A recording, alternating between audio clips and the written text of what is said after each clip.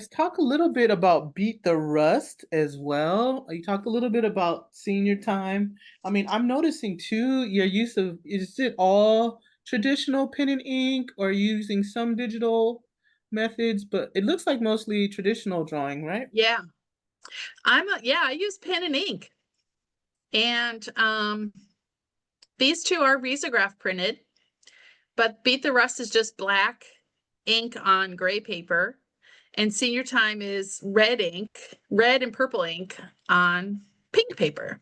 Um, but I love inking.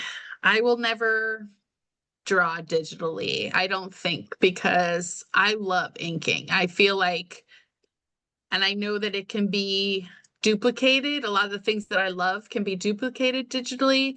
But for me, I'm just kind of very analog in the fact that I love to pick out the paper and I love to ink, and I don't love penciling, but I do it. And it's all part of the process of just like of getting there, right?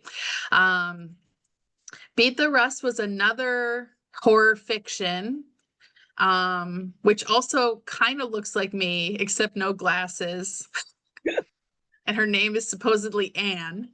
Um, I was like, how do I take these kind of weird stories from my life and other things that have really stuck with me from TV and movies, mostly about sexual assault, and put them into a fiction story where I Mm. can just put them all together, and it sort of hides what was mine and what was other people's. I thought it was like a safe way of kind of telling, like sharing kind of these gory details, but with not being it's not a personal story. Um, but it's about this girl who worked at a movie theater when she was younger, where something bad happens to her and she kind of puts it away for a long time, but it comes up again when it turns out that that man who did something to her is now a celebrity. And so Ooh. she sees him in like magazines and a movie and whatever. And then he's in this show where he's like a serial killer or whatever.